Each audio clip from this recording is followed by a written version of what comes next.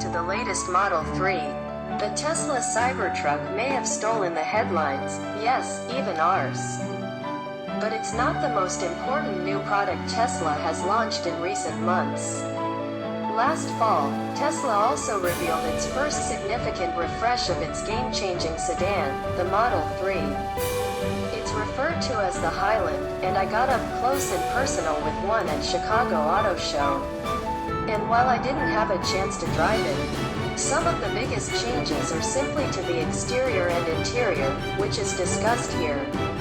There's not a huge amount to report regarding the Model 3's body. The big change is to the front fascia, where it features a new bumper and headlights. Instead of the upturned snout we've seen for years on the 3NY, the Highland gets a far more ordinary, straightened-out nose. The headlights lose their boomerang shape, too, and get crisp little corners at each end. It's far less distinctive than before, but simultaneously seems more handsome, a lateral move if anything.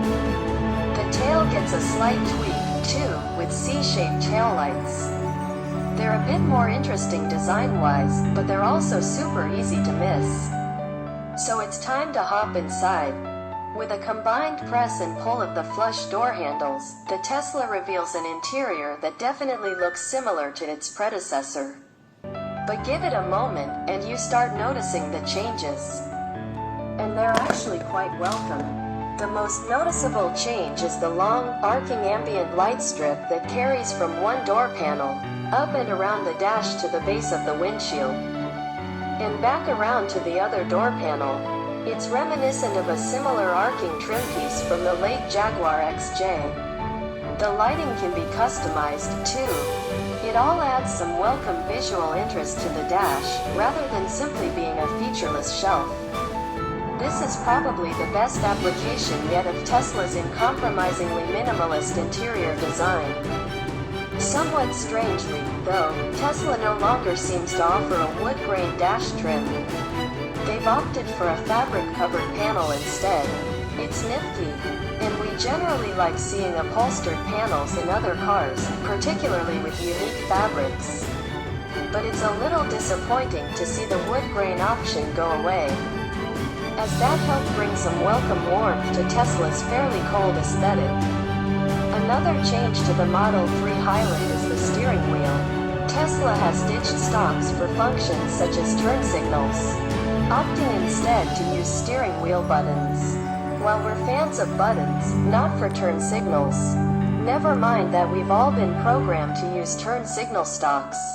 Their advantage is that they remain stationary when turning the wheel. You always know where they are. By contrast, the Highland's turn signal buttons are constantly moving. We mentioned this on the Cybertruck as well, but that's less of an issue because it has fast ratio steer-by-wire, which means that you're far less likely to turn the wheel over multiple times, and can likely keep your hands in the same spot on the wheel most of the time.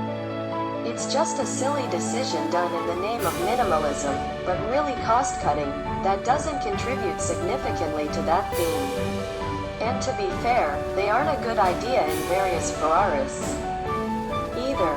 The rest of the interior is pretty much the same as before, and it has its ups and downs. From the driver's seat, there are some great ups. Forward visibility is spectacular. The low hood, dash, door sills and thin pillars all provide an amazing view out. It's bolstered by the oddly high seating position. There's loads of space in every direction for those up front, and the seats themselves are quite supportive with plenty of adjustment. On the other hand, there's still the awkward lack of fine adjustment to steering wheel position due to the nature of the thumb wheel controls used to adjust it. The big 15.4-inch touchscreen in the middle of the dash is a mixed feel. It's an excellent screen, with superb brightness and response. It does have fixed shortcuts at the bottom, which is good. And it's important that it is such a good screen because it handles absolutely everything, including instruments. Having driven a Model 3 before, the instruments on the center screen are more usable than you'd expect.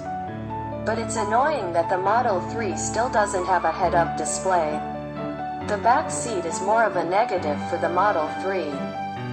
You sit close to the floor, and combined with a lack of space under the front seats for feet to slide into, it's an uncomfortable position for adults, leaving legs a bit scrunched and raised up off the seat base.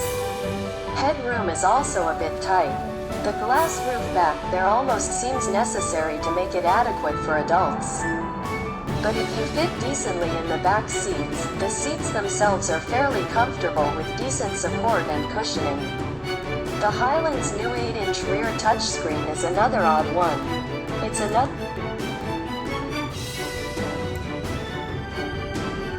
and it allows rear passengers to control rear climate functions as well as info and entertainment. You can even play some mobile games on it, but it's rather small for entertainment purposes. And it's mounted really low. It would be uncomfortable to stare at for long periods of time, and requires quite a bend for adults to reach it. Considering that turn signal stocks were ditched for minimalism cost, it's amusing that Tesla added this second screen when its functionality is minimal and occupants have their phones to keep them entertained. Cargo space isn't really changed for the Model 3, but it features both a trunk and a frunk. The trunk is a rather generous 21 cubic feet. The frunk, on the other hand, is smaller than you might expect just looking at the outside of the car. It's only 3.1 cubic feet, so it's likely best for holding your charging cables and maybe some emergency odds and ends, rather than regular cargo use. The Highland redesign of the Model 3 has also added some extra features, such as blind spot warning, acoustic glass, an upgraded sound system, additional range and more. You can read more about that in our initial reveal story. There are apparently some tweaks to the suspension tuning to be more sporty. But we can't tell you the effect of that without getting behind the wheel. And as you may know, Tesla does not provide press cars to test. So that we'll have to wait until we can borrow or rent a Highland Model 3. If you have one and would be willing to let us take a spin, we'd love to hear from you and would like to possibly work something out. We promise not to break it.